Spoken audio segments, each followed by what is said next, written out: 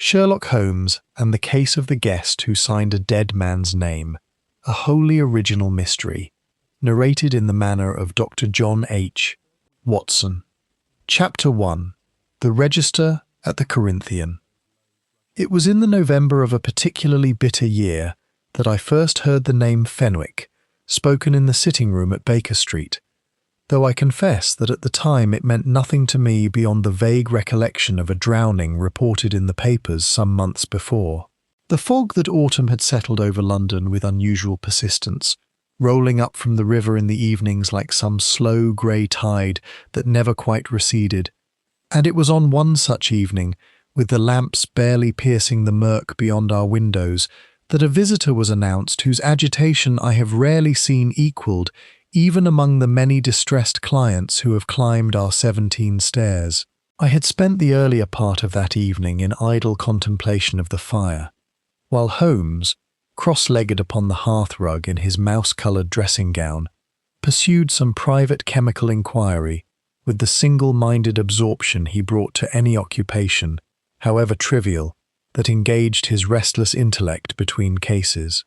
We had passed, that autumn, through a lean season of small and unremarkable commissions, a stolen necklace here, a missing will there, and I had more than once observed in my friend the particular restlessness that afflicted him whenever his mind found insufficient exercise, a restlessness that any reader of these chronicles will recognize as considerably more alarming in its possible consequences than any client's troubles could well be.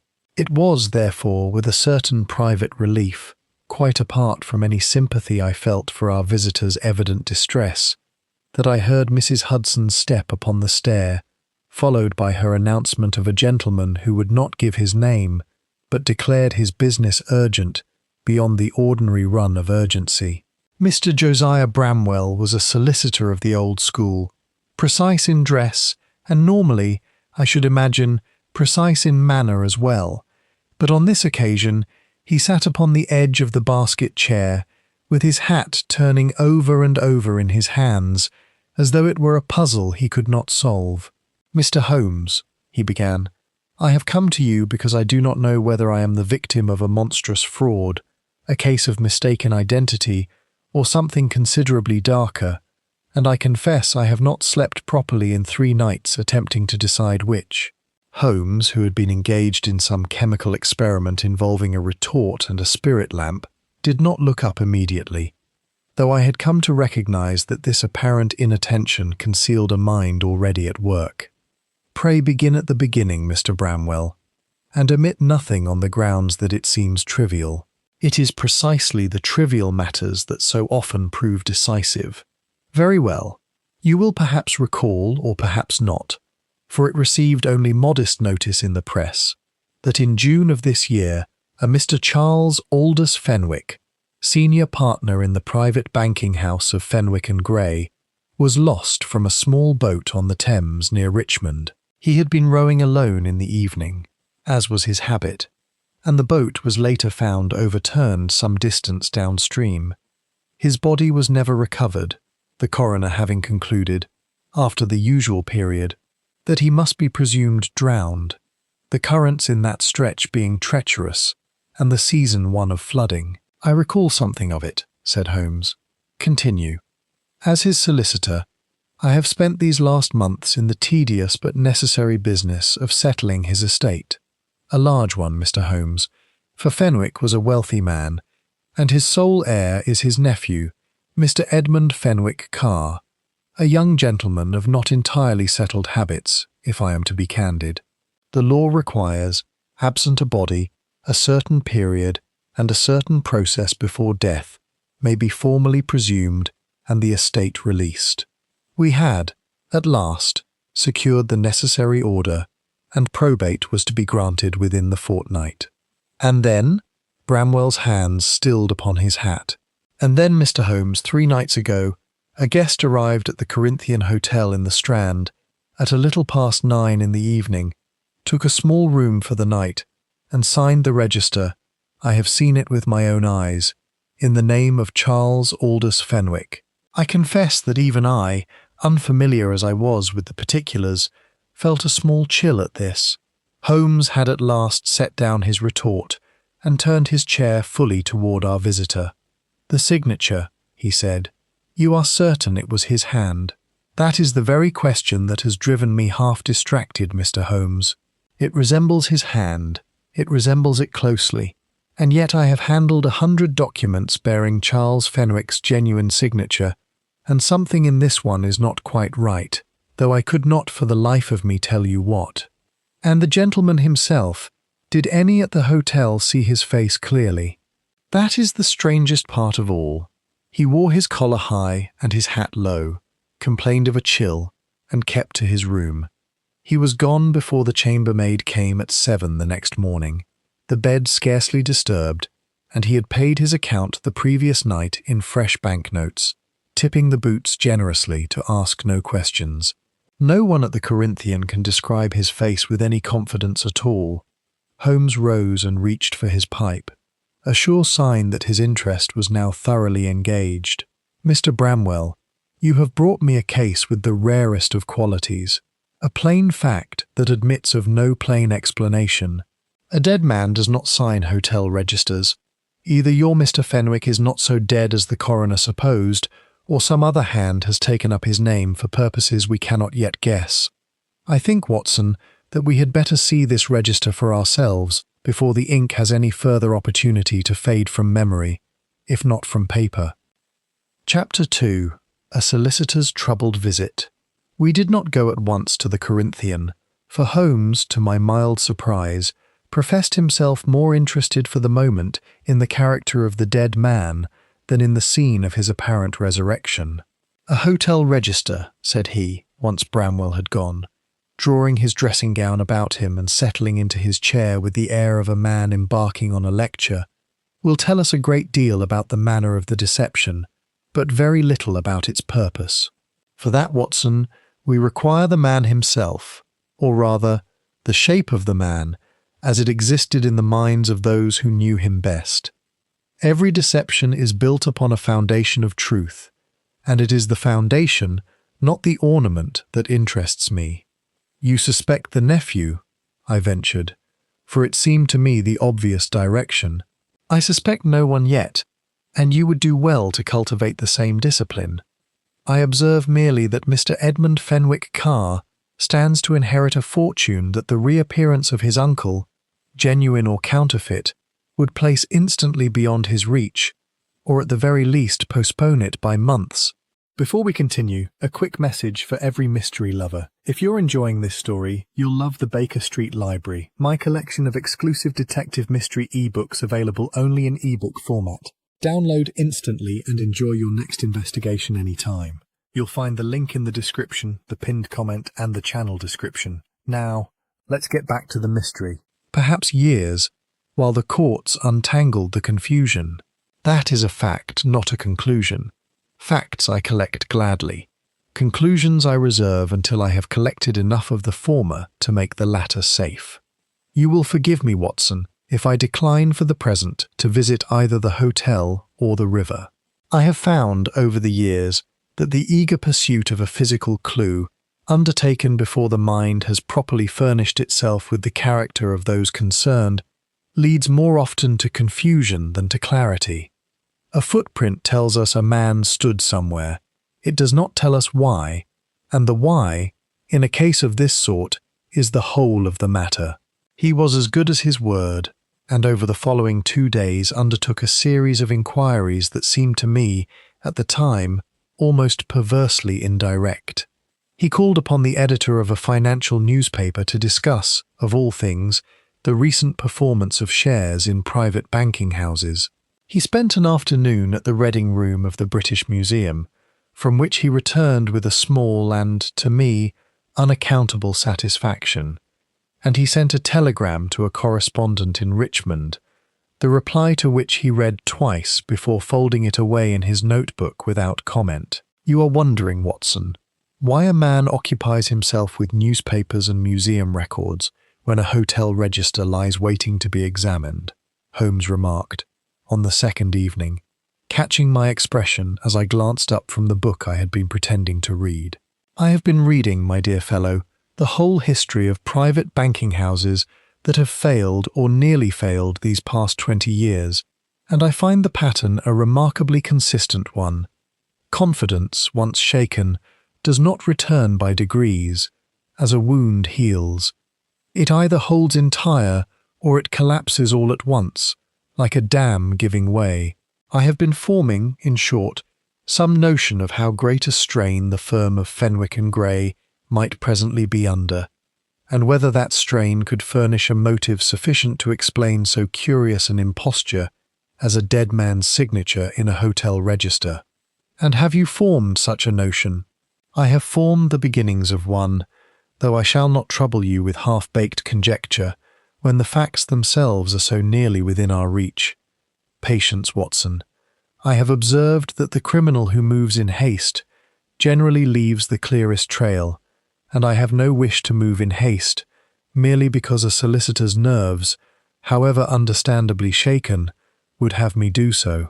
It was on the third morning that Bramwell called again, this time accompanied by a document, the original coroner's report upon the drowning, which he laid before Holmes with a solicitor's careful reverence for paper. You will see, Mr. Holmes, that the matter was handled with entire propriety. 2 witnesses saw Mr. Fenwick take out his boat that evening. The boat itself was recovered the following morning, overturned some 3 miles downstream, near Isleworth. His hat was found caught upon a willow root a little further on. The river was in a treacherous state that week, swollen with rain, and the coroner's jury found accordingly. Who were the 2 witnesses? Holmes asked, without looking up from the report. A waterman named Cobbett, who saw him push off from the private landing stage behind his house, and a Mr. Silas Grey, his own business partner, who happened to be dining at the house that evening, and walked with him as far as the water's edge. Ah, said Holmes, and something in the syllable made Bramwell glance up sharply, though Holmes offered no explanation. And Mr. Grey now conducts the business of Fenwick and Grey alone, I collect.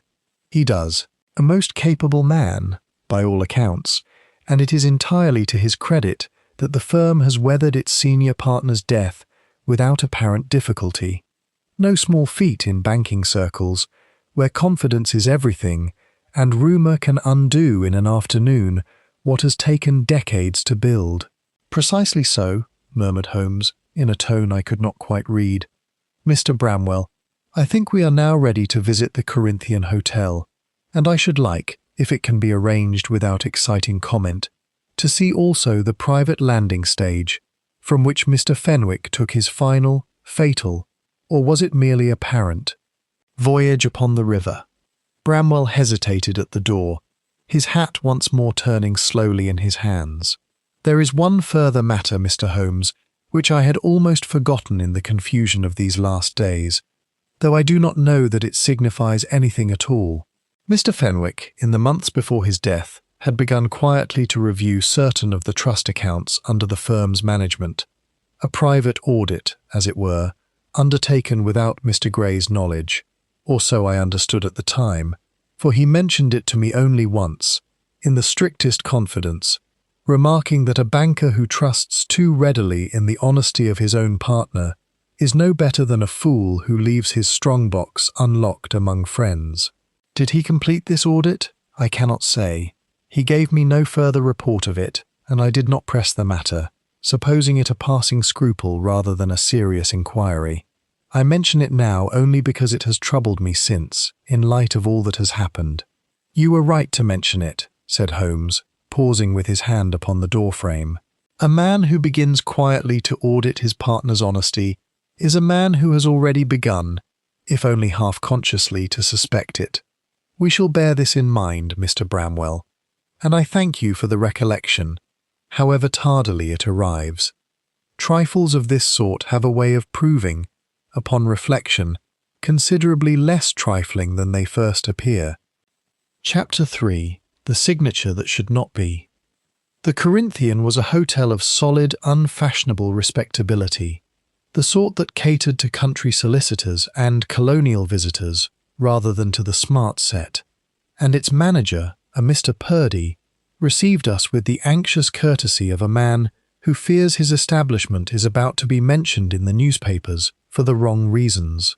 He led us through a lobby of dark mahogany and faded turkey carpet, past a small coal fire that did little to dispel the chill of the November afternoon, murmuring all the while a stream of assurances as to the Corinthians' long and unblemished reputation among the legal profession.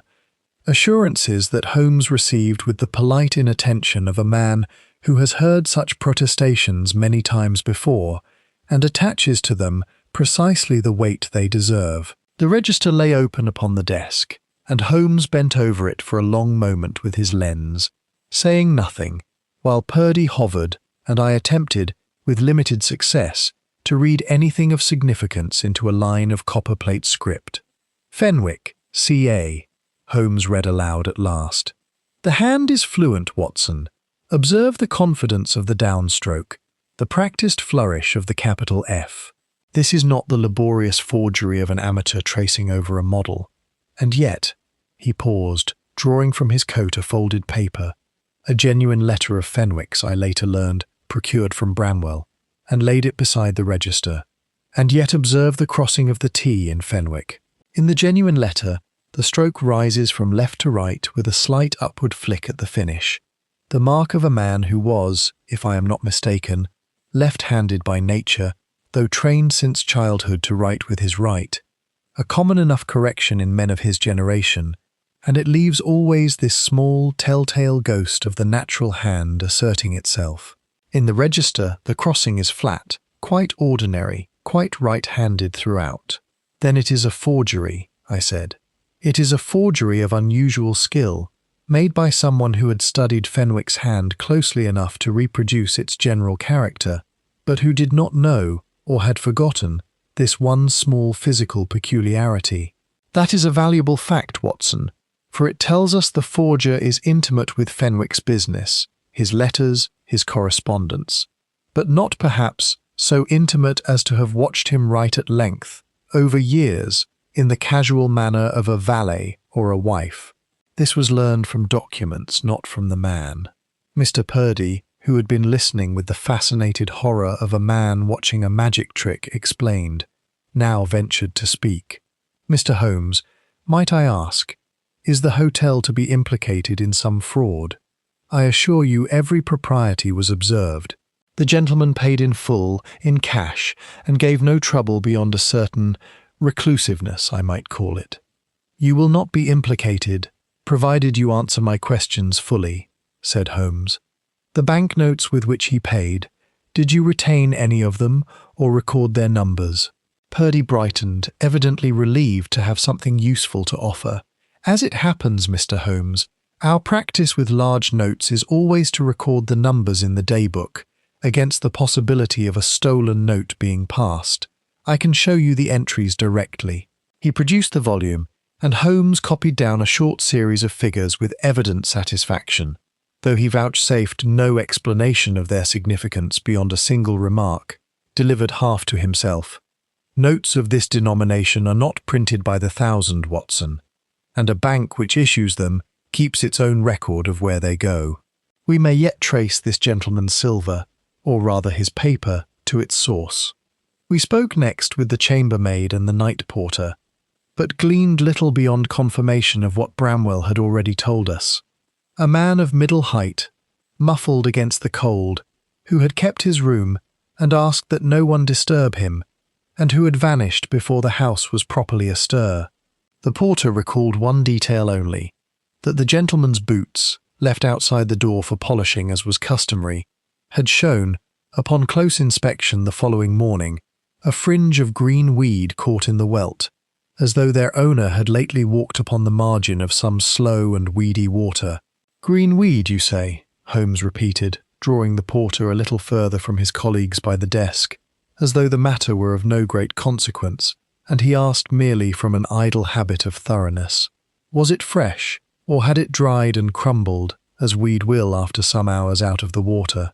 The porter, a stolid, unimaginative fellow named Higgs, scratched his head at this. "Fresh enough, sir, I should say, for it left a green stain upon my thumb when I brushed at it, which dried weed will not commonly do. I thought no more of it than that the gentleman had perhaps taken a turn along some towpath before coming in, the evening being mild for the season, if a trifle damp. And the boots themselves, were they a gentleman's boots, well made, or such as a poorer man might wear? Well made, sir, and new, or very nearly so, good leather, a maker's mark I did not trouble to examine closely, for it is no part of my duty to inspect a guest's footwear beyond giving it a decent polish. You have been admirably observant none the less, Higgs, and I am obliged to you. Holmes pressed a coin into the man's palm with the easy generosity he reserved for witnesses whose memory he judged worth cultivating further, and turned back to Purdy and myself with the particular brightness about the eyes that I had long ago learned to read as the surest sign of a mind newly furnished with a fact of consequence. At this, Holmes's eyes, which had seemed heavy with the tedium of routine inquiry, opened wide with sudden and unmistakable interest. Chapter 4. Fresh Notes and Old Ink. "Green weed in the welt of a boot," said Holmes, as our cab rattled westward through streets grown thick with the evening fog, "is not, in itself, remarkable. London possesses several rivers, numerous ornamental ponds, and no small quantity of mud. But taken together with a man who signs himself Fenwick, who pays in notes we may perhaps trace to a private bank, and who arrives at his hotel smelling, for the porter did mention a smell, though he thought it merely of damp wool, of stagnant water, I confess the picture that suggests itself to me is not a comfortable one. You think he came from the river? From near Richmond, perhaps? From the very spot where Fenwick drowned? I think it premature to say where he came from, though I do not discourage the thought. What I can tell you with more confidence is this. Whoever wrote that signature had studied Fenwick's correspondence at leisure over a period, and had access to notes issued by a private bank in denominations not commonly carried by ordinary members of the public. Both facts point in a direction I had rather not name aloud until I have walked a little further along it. We had, by arrangement, an appointment that evening with the very man whose name had already begun to occupy so curious a place in Holmes's thoughts. Mr. Silas Gray, surviving partner of Fenwick and Gray, who received us at the firm's offices in Lombard Street with the smooth, unhurried courtesy of a man thoroughly accustomed to putting nervous clients at their ease. The offices themselves bore all the marks of quiet, established prosperity. Dark panelling, a fire burning cheerfully despite the lateness of the hour, and upon the walls a scattering of framed prints depicting sailing vessels of the previous century. A decorative choice I later learned commemorated the modest shipping fortune with which old Mr. Fenwick, the founder's father, had first established the family's connection with the city. He was perhaps 45, spare, grey at the temples in a manner that seemed almost deliberately chosen to match his name, with the quiet, watchful eyes I have observed in men who have spent their lives assessing the creditworthiness of strangers. "A wretched business," he said, when Bramwell had explained our errand, "and one that has cost me some sleepless nights of my own, Mr. Holmes, though for reasons rather different from Bramwell's, I dare say. My concern is for the firm. A rumour that Charles Fenwick walks among us again, whatever its truth, is poison to a private bank. Our clients place their money with us on the strength of our stability, our permanence, if I may use so grand a word for so modest an institution. Let it be whispered that Fenwick is not dead after all, and half of them will conclude the firm's affairs are in some disorder that required his death to conceal, and will withdraw their custom before luncheon." "A shrewd observation," said Holmes. "You knew Mr. Fenwick well, I collect, both as a partner and, I understand from Bramwell, as something of a friend. For 11 years we built this business together from very little. I do not mind telling you, Mr. Holmes, that his death struck me hard, harder perhaps than my manner tonight suggests, but grief does not pay bills, and someone had to steady the ship. You were with him, I am told, on the evening of his death. You walked with him to the water's edge. Something, I could not have said precisely what, a fractional stillness, no more, passed across Gray's composed features before he answered. I did. We had dined together at his house. He was in excellent spirits as it happened, and spoke of nothing more troubling than a difficult client, and his intention to row a while before retiring, as was his frequent habit on fine evenings. I bade him good night at the landing stage and walked home. It was the last time I saw him alive, or so I have believed these 5 months. And you believe otherwise now? Gray spread his hands in a gesture of practiced helplessness. I do not know what to believe, Mr. Holmes. That is rather the trouble, is it not? You have not, I think, told me the whole of what troubles you, Holmes said, watching him closely. A man who speaks so readily of poison to a firm's reputation, and so little of grief for a partner of 11 years, strikes me as a man whose thoughts have already run some considerable distance ahead of the present conversation. Gray's composure flickered, no more than a shadow passing over still water, before he answered. You mistake me, Mr. Holmes. Grief does not always announce itself in a banker's office at 11 in the evening, before strangers.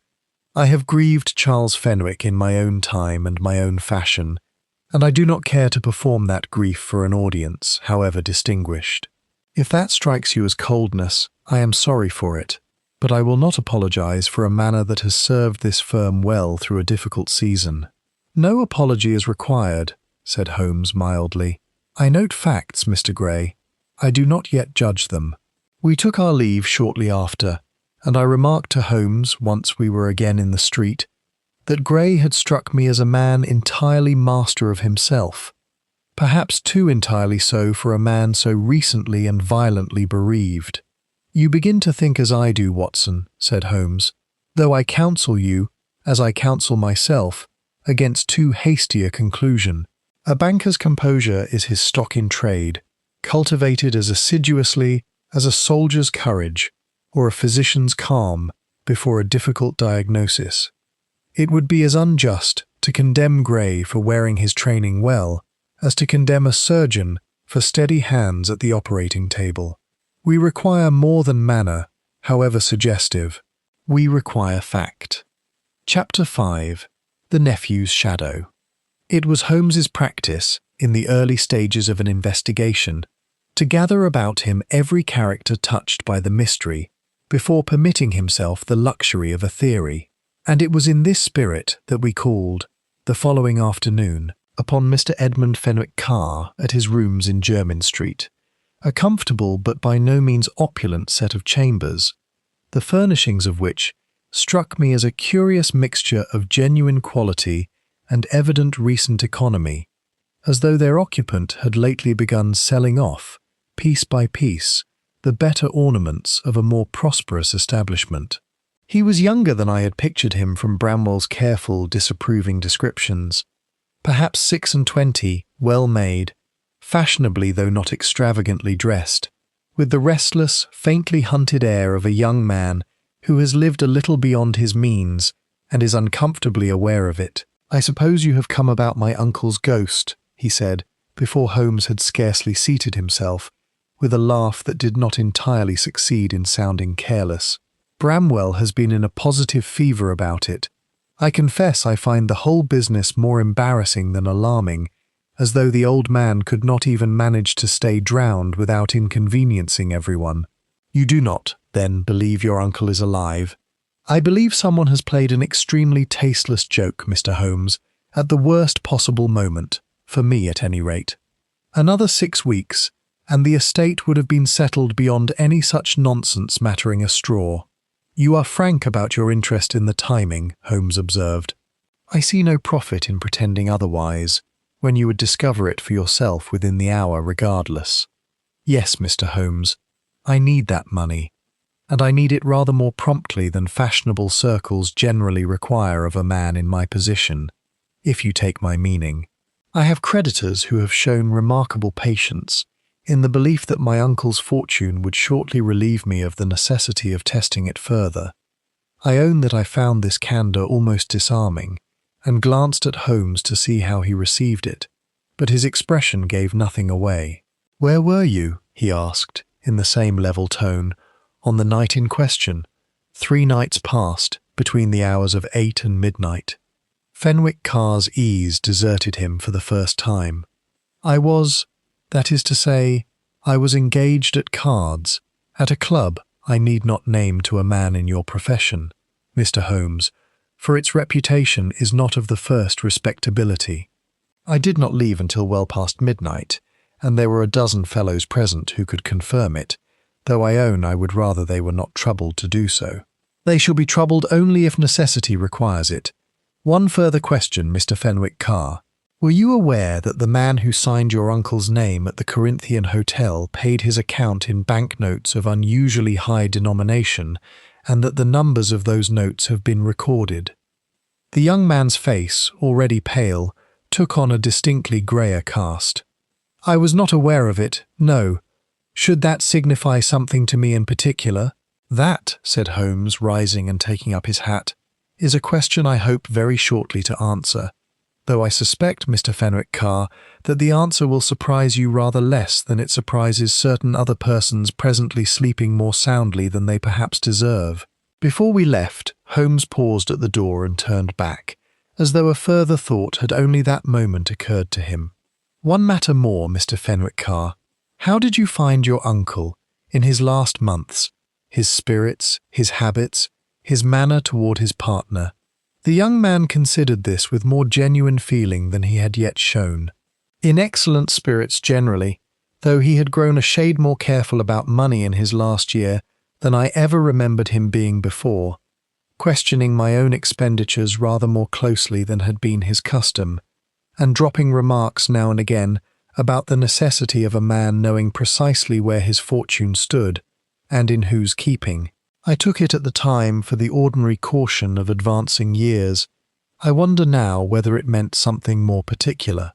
You wonder shrewdly, said Holmes, and I thank you for the observation. It confirms a suspicion I had already begun to entertain from another quarter entirely.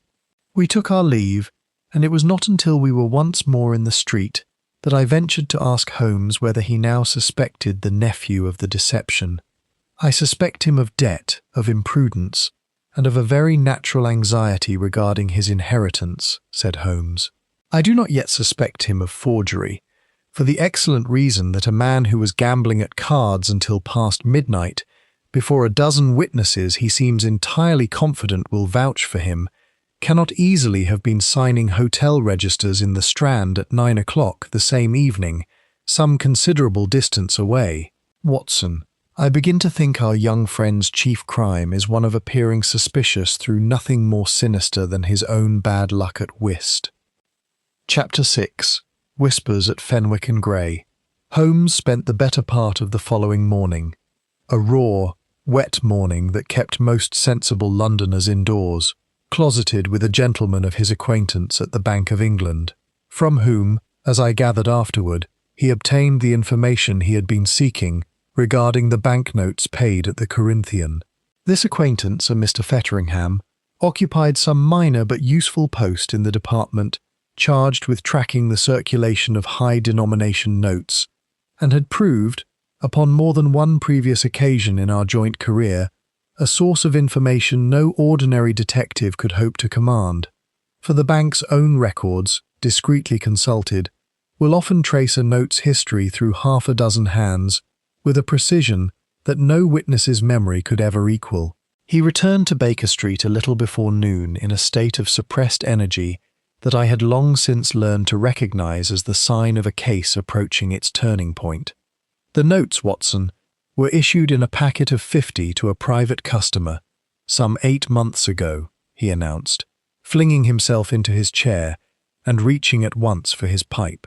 And the customer in question was none other than the banking house of Fenwick and Grey itself, drawn against their own account for the purpose, the clerk informs me, of settling a private transaction with a client who preferred payment in large notes rather than by draft, a request not uncommon among clients who value discretion above convenience. Then the notes came from the bank. The notes came from the bank's own reserve, Watson, which is a very different thing from saying they came honestly into the hand of whoever paid them at the Corinthian. A packet of 50 notes drawn 8 months ago for a private transaction, of which, I have made inquiries, no clear record exists in the ordinary ledgers, is precisely the sort of sum a man might quietly abstract from a firm's reserves if he had both the authority to draw upon them and sufficient reason to cover his tracks. You are speaking of Gray. I am speaking of whoever within that firm has access to notes drawn against its reserve and no obligation to account for them to a partner who is believed drowned. There is, at present, only one such man. Holmes drew deeply upon his pipe, his eyes fixed upon the middle distance in the manner I knew so well. But I will not accuse a man of forgery, and worse upon the strength of banknotes alone, Watson. We require the shape of a motive, and for that we must look more closely still at the affairs of Fenwick and Gray. It was through a discreet inquiry conducted by Holmes's agent among the clerks of the city, a network of humble informants whose existence he never fully explained to me, and whose usefulness I never ceased to admire, that we learned, within 2 further days, a fact of considerable significance, that the firm of Fenwick and Gray had, in the 18 months before Charles Fenwick's death, undertaken a series of speculative investments on behalf of certain trust accounts entrusted to its care, investments which had gone badly amiss, and losses from which had been quietly made good from the firm's general reserve rather than reported to the trust's beneficiaries, an arrangement that could not indefinitely continue without discovery. Particularly were an inheritance to be settled, and the trust accounts subjected to the searching examination that probate so often occasions. There is a further wrinkle to the matter, Watson, Holmes continued, before I could speak, which I confess I find the most suggestive fact of all. My informant tells me that the losses in question arose from a series of speculative purchases in a mining venture in the Transvaal, shares recommended, as it happens, not by Gray himself but by Fenwick, some 2 years since, in the full confidence of a man who believed he understood the risk he courted.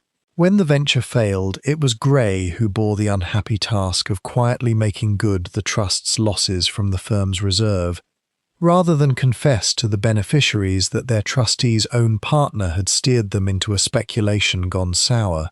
There is a bitter irony in it, is there not, that the very venture Fenwick himself recommended should have furnished the debt that eventually, I believe, cost him very nearly his life. Then Gray's crime began almost innocently, as an act of loyalty to his partner's reputation. It very often does, Watson. Few men set out upon the road to embezzlement with murder already in their hearts. They begin, far more commonly, with a small concealment undertaken for what seems, at the time, an entirely defensible reason, and find themselves, a 12-month or 2 later, standing upon ground so much further along that road than they ever intended to travel that retreat has become impossible and only advance remains. It is the oldest story in the calendar of crime, and I confess it never loses its power to sadden me, whatever fascination it holds for the intellect. "There it is, Watson," said Holmes, when this intelligence reached us. "A motive as plain and as ancient as banking itself. A man conceals a loss, hoping to recover it before it is discovered, and finds instead that circumstance, the death of his partner, the settling of an estate, threatens to drag his concealment into the light at the worst conceivable moment. Such a man might do a great many things to buy himself further time. He might even, I begin to fear, do something considerably worse than forge a signature in a hotel register." Chapter 7. The Trembling Hand. Bramwell, when Holmes laid before him the fruits of these inquiries, received them with the pained expression of a man watching a respected institution crumble before his eyes. "You are suggesting, Mr. Holmes, that Silas Gray has for some time been misappropriating trust funds, and that he forged the register at the Corinthian himself, or caused it to be forged, in order to what end, precisely? I confess I do not see how a rumour of Fenwick's survival assists a man in Gray's position. Surely it would only invite closer scrutiny of the firm's affairs, not less." "That," said Holmes, "is the very point that has occupied me these 2 days past, and I do not pretend to have resolved it entirely. A rumour that Fenwick lives would indeed invite scrutiny, unless, Mr. Bramwell, its true purpose was not to create a rumour at all, but to accomplish some specific and private act that required, if only for a single night, that the world believe Charles Fenwick still held a pen in his own hand. I do not follow you, nor, entirely do I, yet. Tell me, has any document been submitted for probate, or presented to any bank, court, or trust, bearing Fenwick's signature and dated within these last few days? Bramwell considered, his brow furrowing with the effort of recollection. Now that you mention it, yes. A curious thing, and I had not connected it with the hotel business until this moment. 2 days after the Corinthian affair, a letter was received by the trustees of the Fenwick Charitable Trust, a fund Fenwick himself established some years ago for the benefit of a hospital in Whitechapel, instructing them, over his signature, to release a substantial sum, some £4,000, to settle what the letter described as an outstanding personal obligation, the funds to be paid to bearer upon presentation of the letter and a countersigning note from the firm of Fenwick and Grey. I saw Holmes's eyes kindle at this with an intensity I had rarely observed even in him. And has this sum been paid? It was to be paid yesterday, Mr. Holmes, I believe. The trustees, seeing the countersignature of the surviving partner, saw no cause for suspicion, a dead man's charitable trust being administered, after all, very largely upon the honour of those who knew him. Holmes was on his feet in an instant. Then we have very little time, and possibly none at all. Watson, my hat. Mr. Bramwell, I must ask you to accompany us to the offices of this trust directly, and to pray, as you go, that £4,000 have not already vanished into a hand we shall never trace. We reached the modest offices of the Fenwick Charitable Trust, tucked above a chemist's shop near Aldgate, to find the elderly clerk in charge in a state of flustered satisfaction, for the sum, he informed us, had indeed been paid out that very morning to a gentleman who had presented both the letter and the countersigned note in perfect order, and who had departed with the funds, in the form, once again, of large banknotes drawn for the purpose, scarcely an hour before our arrival. Did you observe him closely? Holmes demanded. Closely enough, sir, though there was little remarkable in his appearance. A gentleman of middle years, well, but not showily dressed, who gave his business succinctly and did not linger. He wore, now that you press me for particulars, a pair of spectacles with somewhat tinted lenses, on account, he said, of an affliction of the eyes. Did he speak much, beyond the necessities of his business? Holmes pressed. The clerk considered. Very little, sir, though I recall he inquired, almost in passing, as to whether the trust's records were kept here or at the bank itself, and seemed satisfied when I told him they were kept here, under my own charge. A curious question for a gentleman merely collecting a payment, now I think on it. A most curious question indeed, said Holmes, for it is precisely the question a man would ask who wished to be certain no inconvenient record of his visit would find its way into hands he could not control. Watson, we are dealing with a mind of some method, a man who thinks not merely of the crime before him, but of the trail it leaves behind, and takes pains at every step to see that trail obscured. Such carefulness is not the mark of a stranger seizing an opportunity, but of a man closely enough acquainted with the trust's arrangements to know what questions were worth asking at all. Holmes's mouth set in a thin line. Tinted spectacles, he murmured, upon a foggy November morning. Watson, I begin to fear we are dealing with a man who has taken rather more care over his disguise than he took over Fenwick's crossed T's. Chapter 8. A second alarm. The theft of £4,000 from a charitable trust, achieved by means of a forged letter and a genuine countersignature, transformed the affair overnight from a curiosity into an open scandal. For the trustees, alarmed at their own credulity, felt bound to inform the police, and Inspector Lestrade, whose acquaintance with our methods was of long standing, and whose respect for them, though grudging, was genuine, called upon us at Baker Street that same evening in a state of some agitation. "It is a rum business altogether, Mr. Holmes," he confessed, warming himself before our fire with the air of a man who has spent an uncomfortable day pursuing shadows. "A dead man's signature turning up first in a hotel register, and now on a letter that has parted a hospital charity from £4,000. The Yard inclines to the view that Fenwick never drowned at all, that the whole business 5 months ago was a piece of staged theatricals to escape his creditors, and that he has now grown bold enough, or desperate enough, to return and help himself to funds he considers, in some crooked fashion, still his own."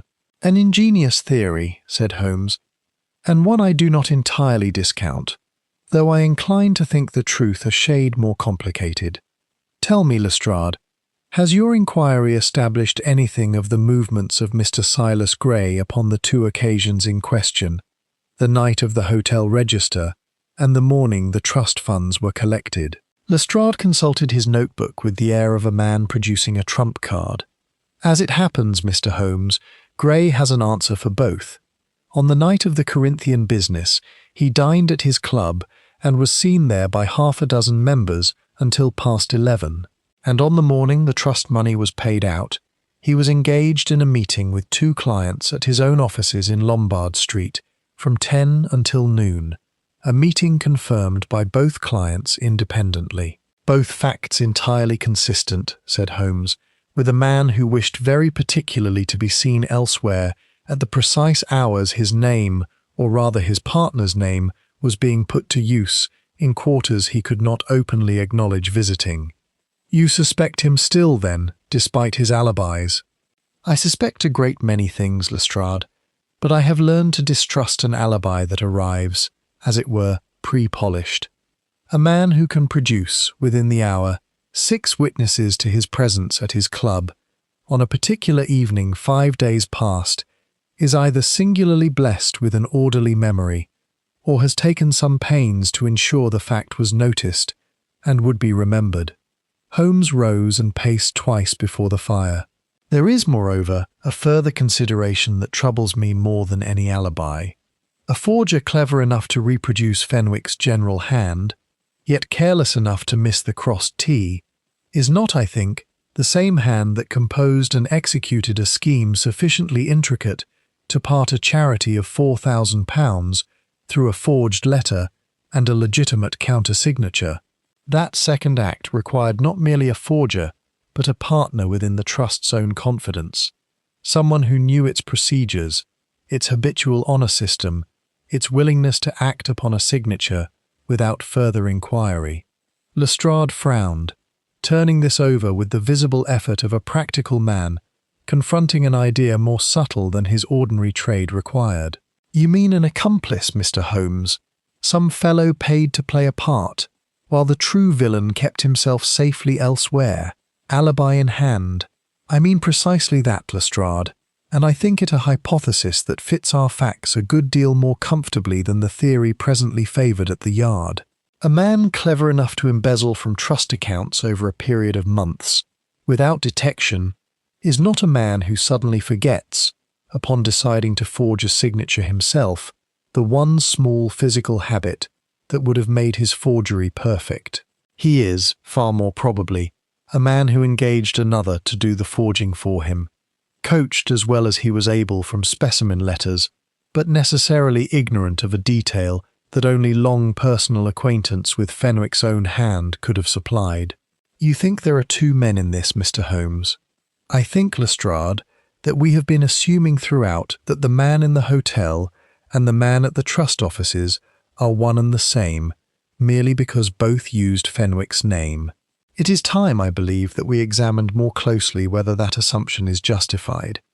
And to do so, we must return to the one place in this whole affair that no one has yet thought to examine with proper care, the water's edge from which Charles Fenwick is supposed to have rowed out to his death. Lestrade tugged at his moustache, plainly unconvinced but equally unwilling, as was his habit, to dismiss outright a theory that Holmes advanced with such quiet conviction.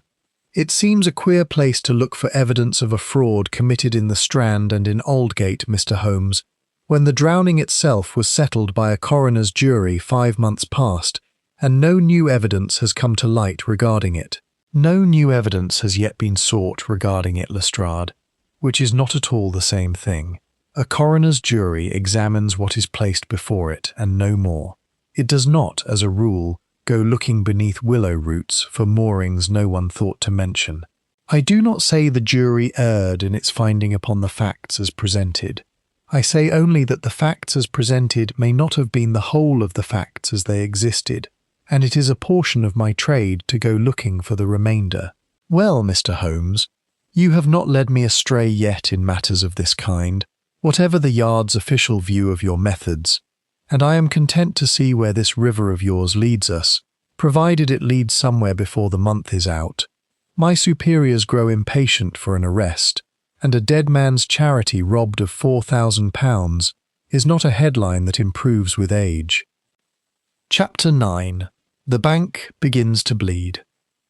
Before we could make the journey to Richmond that Holmes now judged essential, the affair took a further and more public turn, for word of the Trust's loss had by some channel, Holmes suspected, with some asperity, an indiscreet clerk, eager for a drink, bought at the price of gossip, reached the financial press, and by the following morning a paragraph had appeared in one of the city papers, hinting, in the delicately libellous language such publications employ, that certain irregularities attended the affairs of a well-known private banking house, and that questions might profitably be asked regarding the true circumstances of a partner's death some months previous. The paragraph itself, when Holmes procured a copy for my inspection, proved a masterpiece of the journalistic art of implying everything while asserting nothing that might furnish grounds for an action in libel, a style of composition I had encountered before in matters touching the city, and one that Holmes read through twice with an expression of distaste he did not trouble to conceal. Observe, Watson, how carefully our anonymous correspondent has phrased his mischief. He does not say that Fenwick lives, nor that Gray has stolen a shilling, and yet no reader of ordinary intelligence could finish this paragraph without concluding both. It is the peculiar genius of the financial press to ruin a man's credit while leaving his lawyers nothing whatever to seize upon, and I confess I should dearly like to know which of our several witnesses proved indiscreet enough to furnish the material, for someone close to this affair has been talking rather more freely than prudence would counsel. The effect was immediate and, to Silas Gray, evidently alarming, for he called upon us that same afternoon in a state very different from the composed courtesy of our first meeting. Pale, hollow-eyed, his hands, I observed, not quite steady as he laid his hat upon our table. "Mr. Holmes, you must help me," he said, without preamble. "Since that infernal paragraph appeared, I have had 11 clients withdraw their custom entirely, and a dozen more demanding assurances I am hard-pressed to give. A bank runs upon confidence, sir, as a body runs upon blood, and mine is being let from me hour by hour. If this continues but 3 days more, I shall have no firm left to save, whatever the truth of Charles Fenwick's fate may prove to be." "You believe, then, that establishing the truth of that fate is now the surest means of saving your firm?" "I believe it is the only means, Mr. Holmes, and I have come to beg that you pursue this matter with all possible speed, whatever the pursuit may cost me personally, for I would rather be proved a fool who trusted too readily in his partner's honesty these 11 years, than watch the business we built together crumble beneath a shadow neither of us deserves." I confess this appeal, delivered with every appearance of sincerity, shook somewhat my confidence in Holmes's earlier suspicions, and I glanced at my friend to gauge his reaction. But his face, as so often, betrayed nothing beyond a polite and attentive interest. "You shall have your speed, Mr. Gray," he said. "I propose to visit Richmond tomorrow, to examine the landing stage and the stretch of river from which your partner is supposed to have vanished. I should be obliged if you would accompany us, since you were the last man known to have seen him alive, and your recollection of that evening, examined upon the very ground where it occurred, may furnish details that 5 months and considerable distress have since obscured. You will find it a melancholy pilgrimage, Mr. Holmes, Gray added, some of his old composure returning now that a definite course had been settled upon. I have not visited that stretch of river since the inquest, and I confess I have no great appetite for the errand, though I will not shirk it if it serves to clear the air at last, one way or the other.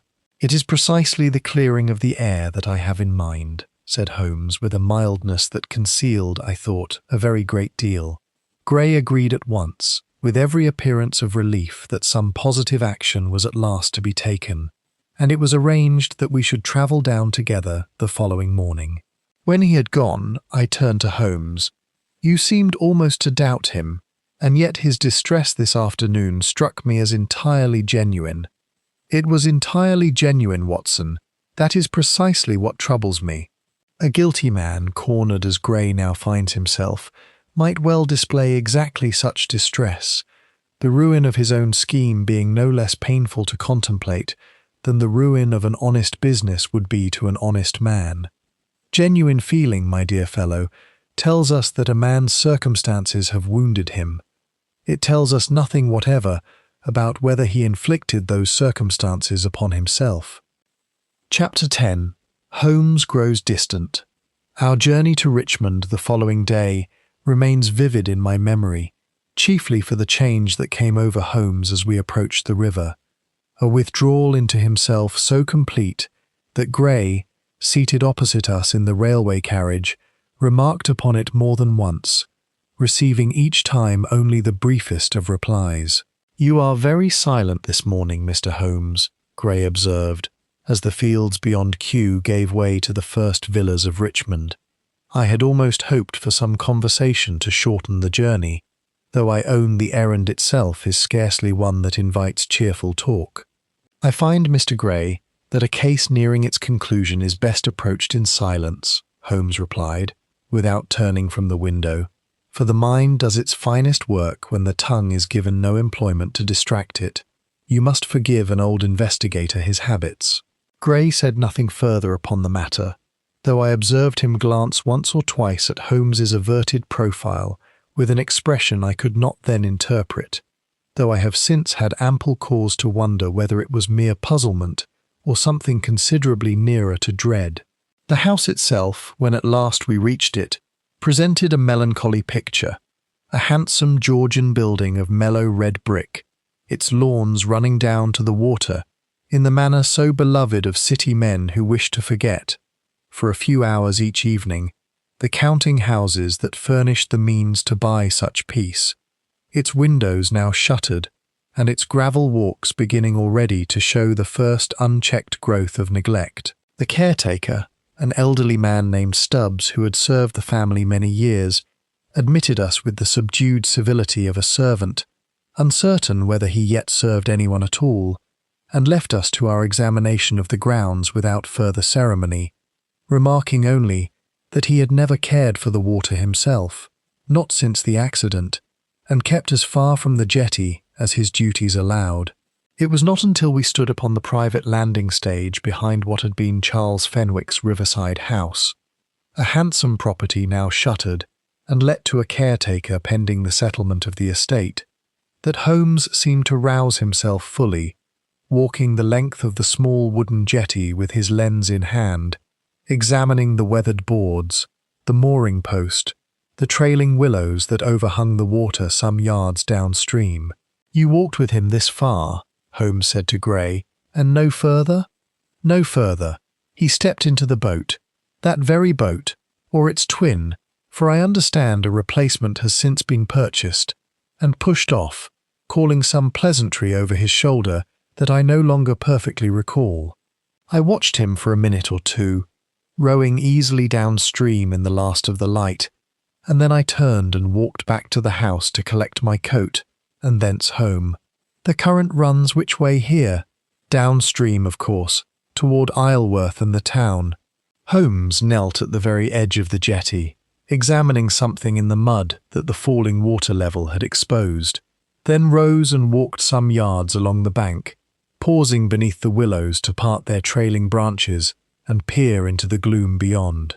"Watson," he said quietly, "come and look at this." I joined him and saw, half concealed among the roots, the rotted remains of what appeared to be a second small mooring, a post driven into the bank, quite apart from the jetty proper, screened entirely from the house by the overhanging willows, and evidently unused for a considerable time, for the post itself was soft with decay. "A private landing, screened from view," murmured Holmes, "situated precisely at the point where a current running past the main jetty would, I should imagine, carry a drifting boat within reach of a man waiting here, unseen from the house, on a dark evening 5 months ago." He turned to find Gray some yards behind us, watching with an expression I could not quite read. "Mr. Gray, were you aware of this second mooring?" "I cannot say that I was, Mr. Holmes. It has plainly not been used in years. I confess I do not see its significance." "Perhaps not. Perhaps I am mistaken in attaching any significance to it at all." Holmes's tone was mild, almost dismissive, and yet I, who knew him, understood that he had found precisely what he had come to Richmond seeking, and that his casual manner concealed a mind now racing far ahead of anything he intended, for the present, to share with either of us. We returned to London that evening in near silence, Holmes staring from the carriage window at the darkening fields, with an intensity that suggested he saw there not hedgerows and telegraph poles, but the whole architecture of the crime, at last assembling itself before his inner eye. Chapter 11. The Valet's Testimony. It was Holmes's practice, once a theory had begun to crystallize in his mind, to test it against every remaining scrap of evidence before permitting himself to act upon it, and it was in this spirit that he sought out, the following morning, a witness whose existence had until now scarcely figured in our inquiries. Fenwick's former valet, a Mr. Josiah Hallam, who had entered another gentleman's service since his master's presumed death, but who received us readily enough at his new situation in Chelsea, in a small servant's parlour, smelling pleasantly of beeswax and pipe smoke, where he had evidently been engaged in the unglamorous business of polishing a quantity of silver when Holmes's card was brought to him.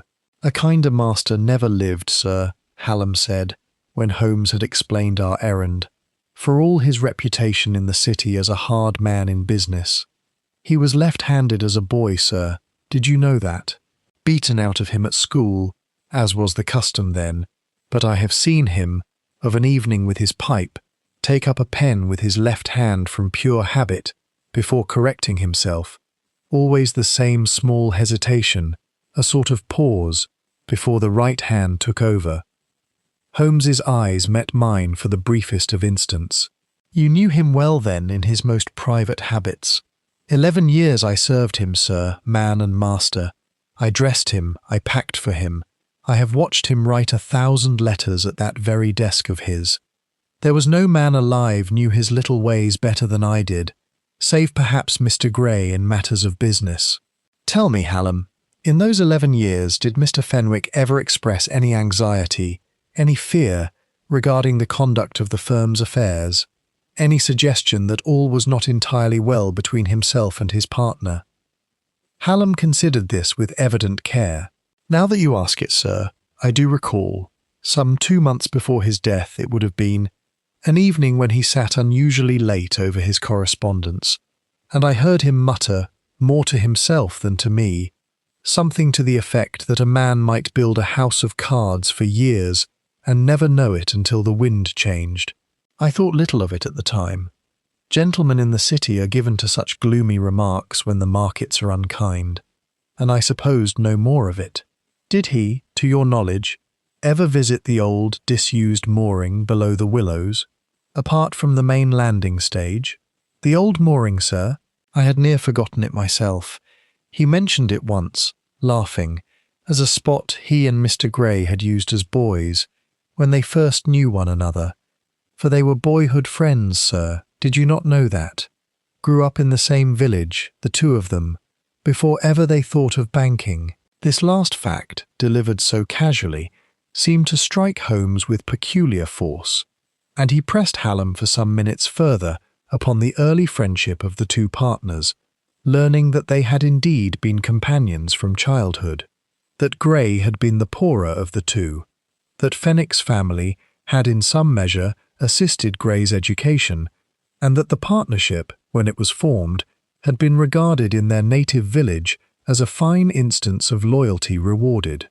"There was talk in the village, sir, when we were none of us more than boys," Hallam added, warming now to a subject evidently dear to him, that Mr. Gray's own father had once done a very great service to old Mr. Fenwick, Charles's father that was, some matter of a debt forgiven, or a position found, I never had the whole of it clearly, and that the friendship between the two young gentlemen was looked upon almost as a sacred trust between the two families, to be honoured down the years. I have heard Mr. Fenwick himself say, more than once, that he owed Silas Gray a debt that no partnership, however generous, could ever fully discharge.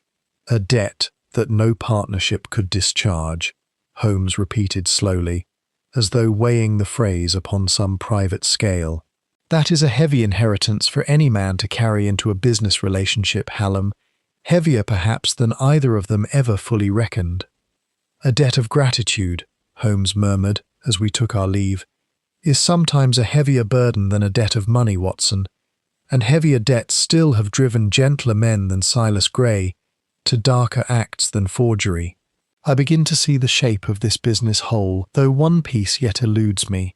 The identity of the man who walked into the Corinthian hotel and signed a dead man's name, for I am now all but certain that it was not Silas Gray who did so in his own person, whatever hand may have guided the scheme from behind the curtain. Chapter 12. A Night on the River. That evening, Holmes proposed a course of action that filled me with no small alarm on his behalf, nothing less than to return, alone and after dark, to the stretch of river below Fenwick's old landing stage, there to test by direct observation a theory he had, as yet, declined to share with me in full. "You cannot mean to go alone," I protested.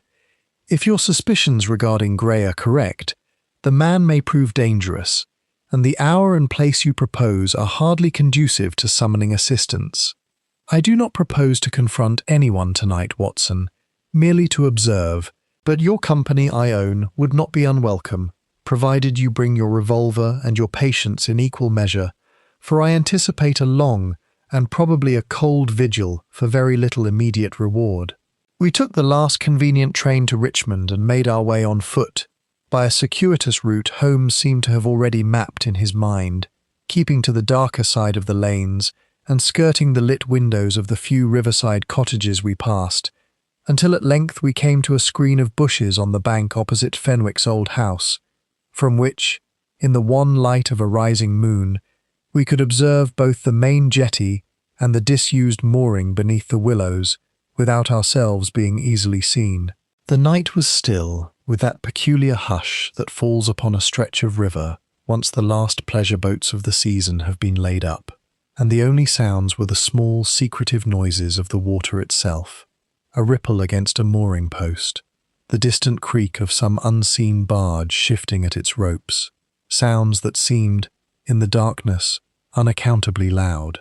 "What do you expect to find here?" I whispered, after perhaps an hour of chilled and fruitless watching. "I expect, Watson, to find nothing at all tonight, and that absence of finding is itself the confirmation I require.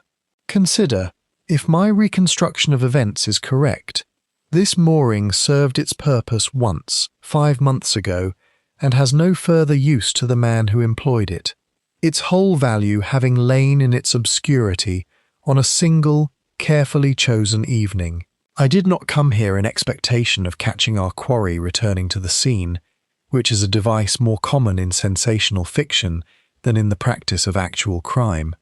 I came, rather, to measure certain distances and observe certain effects of light and current that no daylight visit could have shown me." He fell silent then, consulting his watch by the shielded light of a small lantern, and noting, in a low voice, the precise time at which the moon's reflection first touched the water at the point of the old mooring, and the rate at which a small stick, which he had brought for the purpose and now cast into the current some yards upstream, was carried down to that same point. 7 minutes, he murmured, from the main jetty to the willow mooring, at the current's ordinary autumn strength, somewhat swifter, no doubt, in the flooded state of the river last June. A boat set drifting from the jetty, its occupant no longer in a condition to guide it, would pass within an arm's length of a man waiting patiently among these very willows, in considerably less time than it would take that same man to walk the distance openly along the bank and risk being seen from the house. A heron rose from the reeds a little upstream, startled by some movement of ours, and beat away into the darkness with a harsh, complaining cry that seemed, in that hushed and waiting place, almost an ill omen, and I confess I was glad of the weight of my revolver in my coat pocket, however little occasion Holmes believed we should have to use it. "Tell me, Holmes," I said, when the bird's cry had faded, "if Fenwick was struck down here, as you suppose, how does it come that his body was never found, and that his hat alone was recovered some way further down, exactly as the theory of a simple drowning would require?" "That, Watson, is the very question that has occupied me more than any other these last 2 days, and I confess I do not yet possess its full answer. Though I have formed a conjecture, I am not yet prepared to state as certainty. A man struck senseless, or nearly so, and placed in a boat set adrift, might indeed be carried some distance before recovering sufficiently to save himself, might indeed be fortunate enough to be swept toward a bank, or a moored barge, or some other refuge, rather than toward the deeper and more treacherous channel where a drowned man's hat was in fact discovered. I do not say this is what occurred. I say only that it is consistent with every fact we presently possess, and that it would explain, better than any theory of simple accident, both Fenwick's continued absence and the singular sighting near Twickenham that Gray himself, all unknowing, has already half confirmed to us through his own evident dread. The chill of the night and the darker chill of Holmes's meaning together produced in me a discomfort no greatcoat could entirely dispel. "You are saying Fenwick was murdered here, that Gray struck him down, or drugged him, before ever the boat left the main jetty, and merely waited downstream to recover. What, Holmes? The body, or something else entirely?" "I am saying, Watson, that I believe Charles Fenwick left that jetty alive, as Gray has always maintained, and that whatever befell him occurred not upon the water at all, but here, at this second hidden mooring, and that the true nature of what befell him is a question I am now very nearly, but not quite, prepared to answer." Chapter 13. The Disguise Holmes wore. 2 days of apparent inactivity followed our night upon the river, days during which Holmes remained largely closeted in his room, emerging only for brief and unexplained excursions, from one of which he returned with a small parcel that he declined, despite my curiosity, to open in my presence. I learned afterward that these excursions had carried him among the small theatrical agencies and rehearsal rooms that cluster about the meaner streets north of the Strand, where he made discreet inquiry, under an assumed character, as to any actor of middling reputation who had lately paid off long-standing debts or otherwise displayed an unaccustomed prosperity, a method of inquiry that struck me, when at last he explained it, as combining the patience of a bloodhound with the guile of the very confidence tricksters he sought. It was on the 3rd morning that he announced, with the particular briskness that presaged decisive action, that he intended that very evening to set a trap, though for whom, precisely, and by what means he continued for some hours to keep to himself, a habit of secrecy that never failed to try my patience, however accustomed I had grown to it over our long association. "The essential difficulty, Watson," he said at last as we sat over a late breakfast, "has been this. I am satisfied in my own mind as to what befell Charles Fenwick, and I am satisfied that Silas Gray bears the chief responsibility for it. But satisfaction of mind is not evidence that will satisfy a jury, and I have, as yet, no proof that would connect Gray directly to either the hotel signature or the theft from the charitable trust, both of which, I am now convinced, were executed not by Gray's own hand, but by an intermediary, a hired instrument whose face no witness can clearly recall, precisely because that face was never intended to be recalled. An accomplice, a disguise, Watson, quite as much as any false beard or tinted spectacle, save that this disguise was a living man, engaged for money, coached in Fenwick's signature from documents, and instructed to appear briefly, mysteriously, and forgettably at two carefully chosen moments, leaving behind him only the suggestion, never the certainty, that a dead man walked once more. Such a man is not difficult to find in London, if one knows where to look and possesses, as I flatter myself I do, some acquaintance with the lower reaches of the theatrical profession, where a talent for impersonation is cultivated as a trade. He would say no more upon the subject through the remainder of that day, but toward evening he retired to his room and emerged, some 3/4 of an hour later, transformed in a manner that never ceased to astonish me, even after years of witnessing his skill in such matters.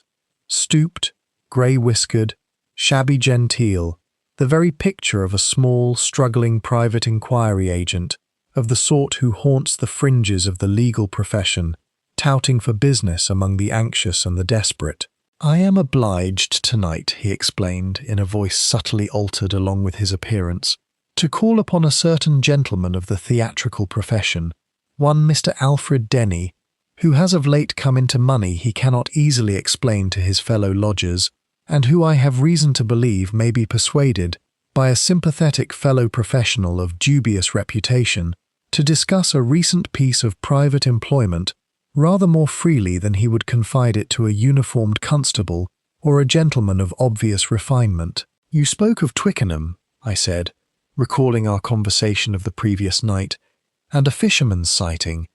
Do you now believe Fenwick himself is somewhere near at hand, and that this evening's errand concerns him rather than merely Gray's hired instrument?" "I believe, Watson, that a man who has survived so terrible an ordeal, and chosen for reasons of his own to remain hidden these 5 months, is not a man who will step readily back into the light merely because a stranger's investigation draws near. I have, in fact, sent inquiries of my own toward Twickenham and the villages beyond, through channels a uniformed constable would never think to employ, and I have hopes, though no more than hopes as yet, of a reply before this business is very much older. But it is Denny who commands our attention tonight, for he alone can furnish the evidence that will compel Gray to speak the truth he has thus far so carefully guarded." "You mean to trick him into a confession?" "I mean to offer him, Watson, the appearance of an opportunity. A rival employer, let us say, in need of a man of his particular talents for a similar engagement, and curious as to the terms and manner of his previous commission. A man who has been paid to keep a secret is often disarmed by the suggestion that his secret is already, in a general way, known and merely awaits confirmation of its particulars. Wait up for me if you are able. I do not anticipate danger, but I anticipate, before the night is out, the final piece of this curious puzzle falling into its place." Chapter 14. The Trap at Lombard Street. Holmes returned a little after midnight, his disguise abandoned, his manner that of a man well satisfied with a difficult evening's work. "Alfred Denny," he announced, settling into his chair with a satisfaction he made no attempt to conceal, "is an actor of modest gifts but considerable financial embarrassment, who was approached some 6 weeks ago by a gentleman he did not know, and never learned the name of, who offered him £50, a sum, Watson, considerably beyond his ordinary earnings for a year, to undertake 2 brief engagements, as he understood them, in a private theatrical entertainment of an unusual and confidential nature. He was coached over several sessions in the reproduction of a particular signature from specimen documents provided to him, was instructed in certain details of dress and manner, and was given his lines, so to speak, for 2 brief performances, the first at a hotel, the second at an office near Aldgate, after which he was paid the remainder of his fee and told his services were no longer required. Did he see the face of the man who engaged him? He saw it, Watson, though imperfectly, for their meetings took place always in poor light, at the man's own insistence, and always at some remove from Lombard Street, a precaution, I do not doubt, quite deliberately taken.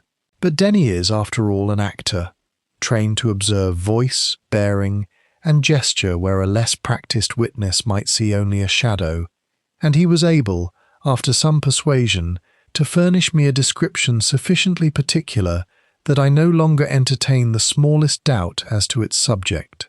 Grey. Was he able to describe his employer's appearance with any particularity? I asked. With sufficient particularity, Watson. Once I had persuaded him that his own safety now depended rather more upon candour than upon continued silence. A man of middle height, greying at the temple, with a banker's careful voice and a banker's careful hands. Hands, Denny remarked, that trembled very slightly whenever the subject of the entertainment's true purpose was raised, though they were steady enough in all other particulars. He recalled also a signet ring, worn upon the smallest finger of the left hand, bearing what he took to be a family crest, though the light was too poor for him to describe it further. I have seen such a ring, Watson, upon the hand of Silas Grey himself, not 3 days past, in this very office. Grey, Holmes confirmed. And more than this, Denny recalled, almost as an afterthought, that his employer had once, in a moment of evident strain, referred to Fenwick not as a dead man, but in a manner suggesting he yet lived, somewhere, and must be prevented from returning. A slip, Watson, that Denny took at the time for a piece of theatrical fancy relevant to their invented entertainment, but which I take for something very much more literal and very much more terrible. I sat forward in my chair. You mean Fenwick is alive after all? I mean, Watson, that I believe Charles Fenwick has been alive these 5 months, and that Silas Grey has known it, and has lived in dread of it, every day since the night upon that river, which the world believes ended in his partner's death. He would explain no further that night, save to inform me that he had already dispatched a telegram to Lestrade requesting his presence, with 2 constables, at Fenwick and Grey's offices in Lombard Street the following evening, and a second, more curious telegram to an address in a small town on the Norfolk coast, the significance of which he declined, with a maddening smile, to reveal until the following day should furnish its own explanation.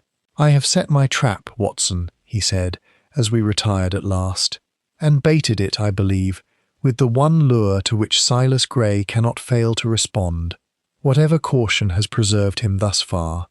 Tomorrow evening, unless I am very much mistaken in my reading of a frightened man's heart, we shall see the whole architecture of this affair collapse upon its architect. Chapter 15. The Man Who Came Back.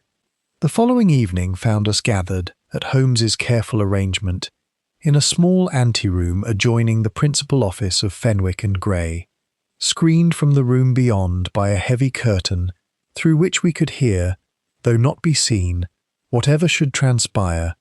Lestrade and his constables concealed likewise in an adjoining passage, awaiting only Holmes's signal. The device by which Holmes had lured Grey to remain late at his office that evening I did not learn until afterward. A brief, unsigned note, delivered by hand, informing him only that a person with information regarding recent irregularities in the register of a certain hotel would call upon him privately at 9 o'clock, and would be glad to discuss terms for its suppression before carrying the matter elsewhere. I had spent the intervening hours since Holmes's return from his interview with Denny in a state of considerable suspense, for my friend had said little further of his intentions beyond the bare arrangements already described. and I confess I entered that small, dusty anteroom with no very clear notion of what the evening was to bring, save that Holmes's manner, a certain restrained tension about the mouth, a stillness of hand that, in a lesser man, might have passed for calm, but which I recognized, after years of study, as the outward sign of an inward excitement held rigorously in check, told me that he anticipated a conclusion of no ordinary kind. Through a narrow gap in the curtain I could see a slice of the office beyond, lit by a single lamp upon Gray's desk, the ledgers and correspondence of an ordinary business day left undisturbed, as though the room itself had no notion of the reckoning about to be visited upon it. Gray arrived at his office punctually, and we heard him pace the room for some minutes in evident agitation, before a second set of footsteps sounded upon the stair, and a voice I had never before heard, yet which seemed in some indefinable way to carry the weight of everything Holmes had been building toward these past days, spoke from the doorway.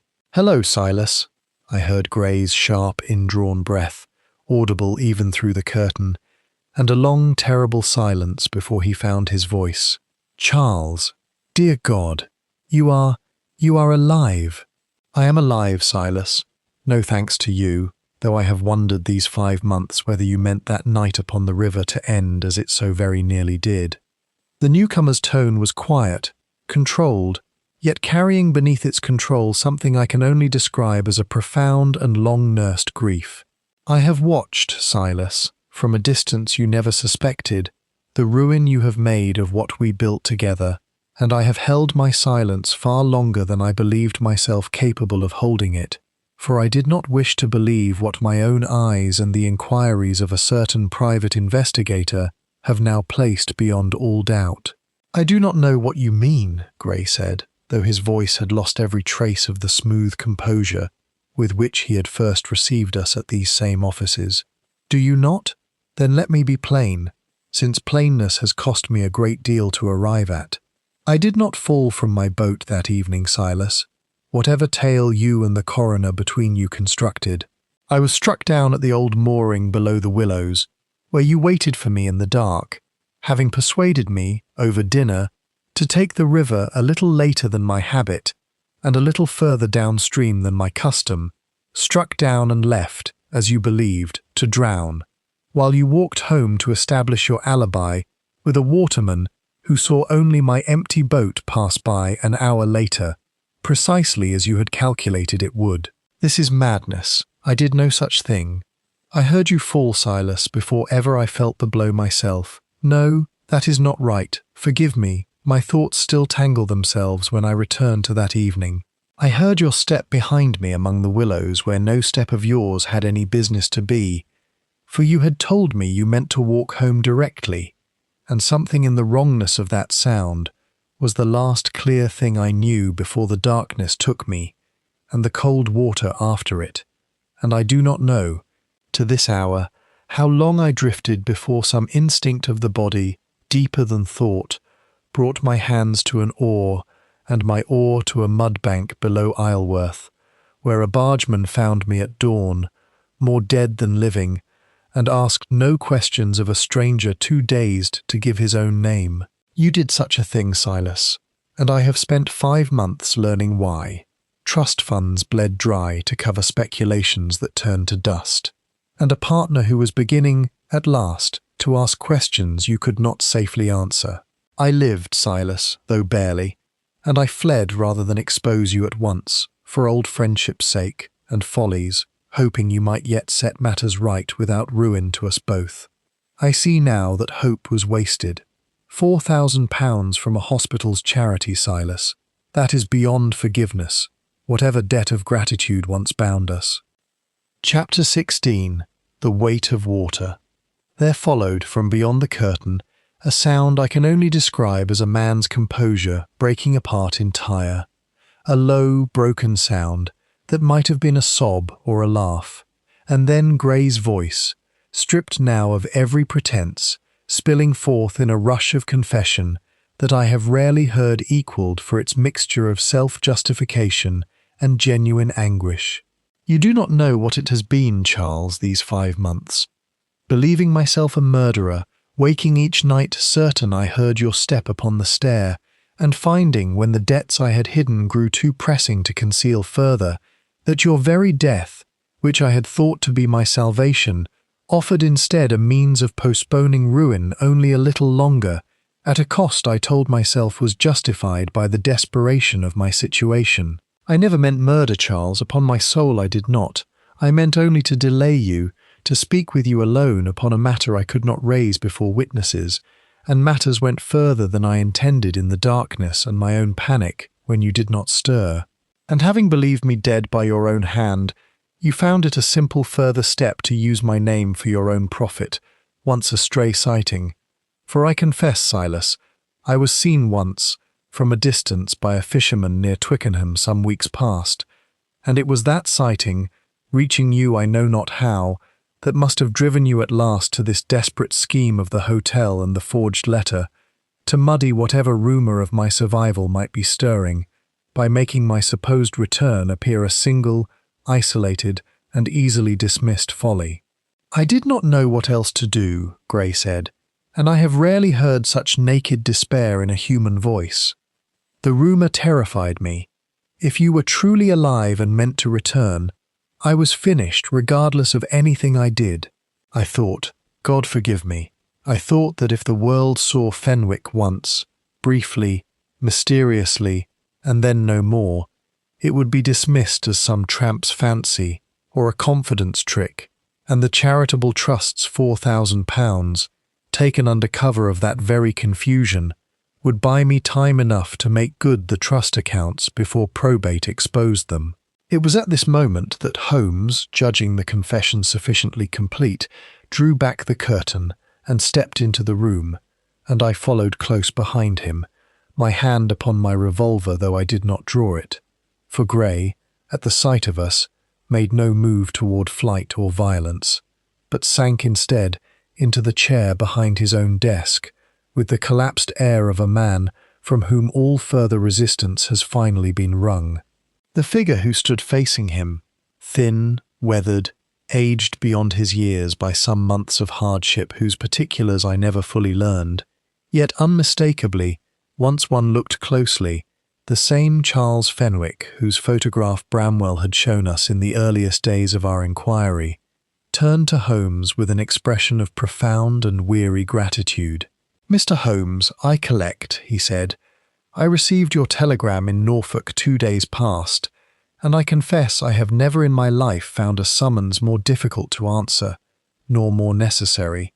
You had taken refuge there, I think, with some connection of your late mother's family," Holmes said, "in a village small enough that a stranger's face draws little comment, and near enough the coast that a man might, at need, take ship for some further refuge still, should his fears of discovery prove justified." "You have described it exactly, Mr. Holmes, though I do not know by what means you arrived at so particular a picture of a hiding-place I believed entirely secret." "By the ordinary means, Mr. Fenwick. A man recovering from a grievous injury, wishing above all things for quiet and for faces that would ask no questions, does not commonly choose a fashionable resort, but rather some remote corner where an old family connection might shelter him without undue curiosity. Norfolk suggested itself as the likeliest county the moment your valet mentioned, quite in passing, that your late mother's people had farmed there 3 generations, and my telegram of 2 days past was sent, I confess, upon little more than that single thread of reasoning, though I am gratified beyond measure that it found its mark." Gray, meanwhile, had said nothing further, sitting motionless in his chair with his head bowed, and it was Lestrade, entering now from the passage with his 2 constables, who broke the silence with the brisk, unsentimental formality of his office, informing Silas Gray that he was under arrest upon charges of assault, forgery, and the embezzlement of trust funds, and cautioning him, in the customary manner, that anything he said might be used in evidence against him, a caution Gray received with no more than a weary nod, as though the words merely confirmed what he had known, in some deep chamber of his own conscience, since the very night beside the willows. Chapter 17. Holmes unravels the knot. Lestrade, summoned at last from the passage, took Silas Gray into custody with the brisk, businesslike manner of a man who has learned not to marvel overmuch at the strange turns a case may take, and it was left to Holmes, once the immediate confusion had settled, to explain to Fenwick, to Bramwell, hastily summoned by messenger, and to myself the full chain of reasoning by which he had arrived at a truth that had seemed, at the outset, so entirely impossible. "The case turned, gentlemen," said Holmes when we were at last gathered in comparative calm at Baker Street, Fenwick himself seated, still gaunt and hollow-eyed, in our client's chair, upon a single principle I have had occasion to state before, that when the impossible has been eliminated, whatever remains, however improbable, must be the truth. It was impossible that a dead man had signed a hotel register in his own hand. The crossed T alone told us that much, for it lacked the small natural imperfection of a man trained from a left-handed childhood. It was equally impossible, once I had traced the notes to the reserve of Fenwick and Gray and learned of the trust's undisclosed losses, that the forgery served no one's interest but a stranger's mischief. Someone with access to the firm's funds, and reason to fear the scrutiny that probate must bring, stood the most to gain from any confusion regarding Fenwick's survival, provided that confusion could be created and then, crucially, dispelled upon convenient terms, before it grew large enough to threaten, rather than merely delay, the discovery he most feared. "But how did you come to suspect I lived at all?" Fenwick asked, rather than assume, as everyone else had, that Gray alone had contrived the whole deception from beginning to end. "Two facts persuaded me, Mr. Fenwick, neither conclusive alone but decisive together.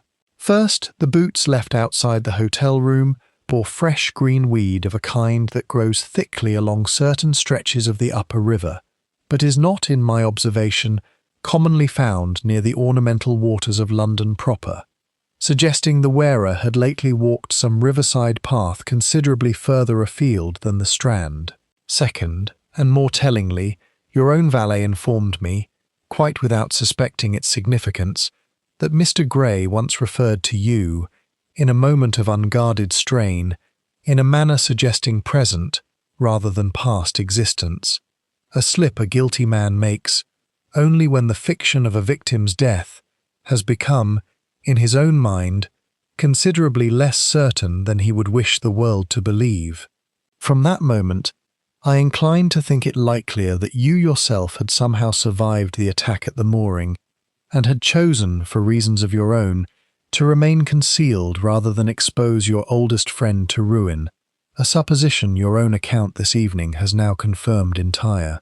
"I hesitated too long," Fenwick said quietly, "out of a loyalty that I see now was folly, and that folly has cost a hospital its endowment, and very nearly cost me my life a second time, for I do not doubt that had Gray learned with certainty of my survival before your intervention, Mr. Holmes, he might have been driven to complete, by more direct means, what that night upon the river began." "That," said Holmes gravely, "is a possibility I confess had occurred to me also, and one further reason I judged it wisest to draw this matter to its conclusion, with no further delay than was strictly necessary for certainty." Bramwell, who had listened to this whole recitation, with the fascinated attention of a man watching a difficult legal case argued before a particularly persuasive counsel, ventured a question of his own. "And the actor, Denny, was his part in the affair entirely innocent, Mr. Holmes, or does he too stand in some danger of prosecution?" "Innocent is perhaps too strong a word, Bramwell, for a man who accepted £50 to forge a dead man's signature ought reasonably to have inquired rather more closely into the purpose to which his talents were to be put. But I think the law will deal gently with him, as I have already recommended to Lestrade, for he was himself deceived as to the gravity of what he undertook, believing it, as he steadfastly maintains, some manner of private theatrical wager between gentlemen, and he has, since his discovery, given evidence freely and without the smallest attempt at concealment, a cooperation that ought, in justice, to count for a good deal in the reckoning of his own culpability. And the second matter that puzzled me, Fenwick said, leaning forward in his chair, was how you came to trace those banknotes at all, Mr. Holmes, when I am told the packet had been drawn some 8 months before ever the hotel business occurred. That, Mr. Fenwick, was perhaps the simplest thread in the whole tapestry, once I had thought to pull it. A private bank does not commonly keep large sums of cash idle in its reserve without some record, however informal, of their eventual destination, and a clerk of my acquaintance at the Bank of England was able to confirm, from the numbers Purdy had so fortunately preserved, that the notes had indeed passed through Fenwick and Gray's own account. From that single confirmed fact, the rest followed as naturally as one domino follows another once the first has been persuaded to fall. Fenwick shook his head slowly, as though still scarcely able to credit the completeness of the reconstruction laid before him.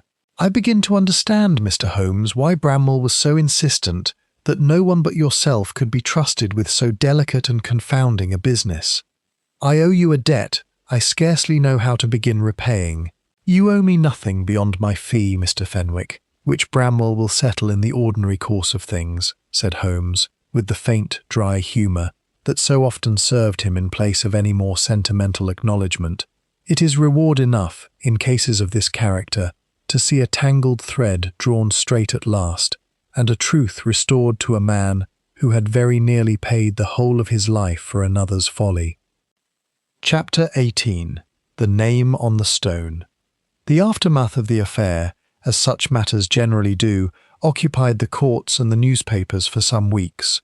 Silas Gray's trial, at which the evidence of the actor Denny, the traced banknotes, and Fenwick's own testimony together constructed a case against him that his counsel, for all his ingenuity, could not seriously contest, resulting in a sentence that satisfied, so far as I could judge, both the requirements of justice and the sorrowful reluctance of a man who, whatever his crime, had once been genuinely loved. The trial itself drew considerable public attention, for the story combined, in a manner the popular press found irresistible, elements of high finance, old friendship, and a resurrection scarcely less remarkable than any tale of the supernatural, and I confess Holmes bore with poor grace the several reporters who besieged our door in Baker Street, hoping for some further quotable pronouncement upon the case, though he consented at last chiefly to be rid of them, to a single brief statement crediting the resolution of the affair to patient observation rather than to any flash of inspired genius. A modesty the newspapers, to his evident irritation, chose largely to ignore in favour of more colourful language of their own invention. Charles Fenwick, restored at last to his own name and his own fortune, dealt generously with the hospital whose charitable trust had suffered by the affair, making good the loss twice over from his own restored estate, and settled a portion of his fortune upon his nephew, with a warmth that seemed to owe less to legal obligation than to a father's affection for a wayward but not unloving boy.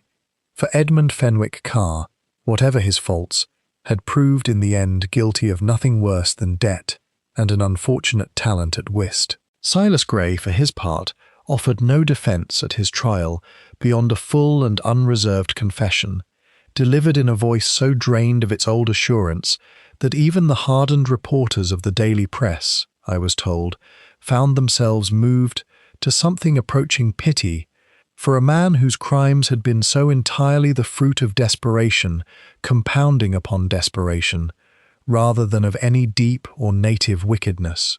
He was sentenced to a long term of penal servitude, and Fenwick, greatly to the surprise of the court, and, I suspect, to his own surprise as well, petitioned afterward that some small provision be made for Gray's aged mother, still living in the Norfolk village where the two boys had first learned their letters together, a mercy that Holmes, when he heard of it, pronounced entirely characteristic of a man who had spent 5 months in hiding rather than see an old friend ruined a single day sooner than necessity demanded. I called once, in the months that followed, upon the offices of what was now simply Fenwick's Bank, the name of Gray having been quietly retired from the brass plate beside the door, and found Charles Fenwick considerably restored in health and spirit, presiding over a business that had, if anything, grown steadier in its reputation for the very scandal that had so nearly destroyed it. Clients, it seems, having concluded that a firm which had weathered such a storm and dealt so honourably with its aftermath might be trusted rather more, not less, with the safe-keeping of their fortunes. It was some weeks after the trial's conclusion that Holmes and I called once more upon Bramwell, ostensibly to settle certain final accounts of the case, though I suspect Holmes's true purpose was the solicitor's excellent sherry, of which he had grown rather fond over the course of our association. "I confess, Mr. Holmes," said Bramwell, as we sat before his fire, "that I have puzzled a good deal since the trial's end over one small remaining point. Why did Mr. Fenwick, having survived so terrible an attack, choose to remain in hiding these 5 months, rather than simply reveal himself and denounce Gray at once? Loyalty, you have said, but surely loyalty could not stretch so far as to countenance a partner's continued embezzlement of trust funds." Holmes considered the question with the unhurried thoroughness he brought to every genuine puzzle, however small. "I think, Bramwell, that Fenwick's hesitation is not so very difficult to understand, for all its apparent strangeness. A man struck down by his oldest friend, in the darkness, beside the very river where they had played as boys, does not emerge from such an experience with his judgment entirely unclouded. He nursed, I believe, some faint hope through those first weeks that Gray's crime had been a momentary madness born of desperation rather than calculated malice, and that confronting him privately, given time, might yet set matters right without the public ruin that exposure must bring upon them both. It was only when the theft from the charitable trust proved that no such private reckoning would suffice, that Gray's course had carried him past any point of quiet correction, that Fenwick consented at last to answer my summons and step, however painfully, back into the light. "A melancholy business altogether," said Bramwell, shaking his head. "Most affairs that begin with a signature and end with a courtroom generally are," Holmes replied, rising at last to take his leave. "Yet I confess, Bramwell, that I find a certain satisfaction in this one none the less, for it began with the smallest and most curious of facts, a dead man's name appearing where it had no right to appear, and unravelled, thread by patient thread, into the whole sorrowful architecture of a friendship betrayed. That is, after all, the chief pleasure of my profession, Watson, whatever its occasional melancholy, not merely the detection of a crime, but the recovery, however incomplete, of the human truth that crime so often labours to conceal." We walked back to Baker Street that evening, through streets at last free of fog, the November air sharp and clear above us, and Holmes said little more upon the matter, save to remark, as we climbed our familiar stair, that he rather hoped his next case might involve a signature altogether more straightforward than the late and much abused hand of Mr. Charles Aldous Fenwick. The end.